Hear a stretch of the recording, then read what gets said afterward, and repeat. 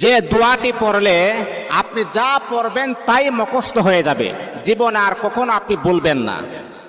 আপনি যা পড়বেন তাই আপনার নলেজের ভিতরে ফিট হয়ে যাবে, আপনি কখনো বলার চেষ্টা করলে বলতে পারবেন না। ইমামে আজম রহমাতুল্লাহ আলাই বলেন, আমি যখন প্রায় সময় ম্যাক্সিমাম সময় যখন এই দোয়াটা যখন আমি পড়ি, আল্লাহ পাক রব্বুল আলামিন দোয়ার বদলতে আমাকে এমন ব্রেন, এমন শক্তি আর এমন ফখর আমার আল্লাহ দান করেছেন, আমি যা পড়ি একবার আমি বলতে পারি না। দোয়াটি হচ্ছে আল্লাহুম্মা ইন্না নাস্তাঈনুকা আলা তাআতিক। এই দোয়াটা পড়বেন। আপনার সন্তানের স্মরণ শক্তি খুবই দুর্বল, কম, তাহলে মা বোনদেরকে আমি দৃষ্টি আকর্ষণ করে বলি, বাবাদেরকে বলি, আপনার সন্তানকে দোয়াটা 7 বার পরে মাথার মাঝে আপনি ফু দেন, অথবা 1 গ্লাস পানির মাঝে ফু দিয়ে বলেন পানিটা খাবার জন্যে।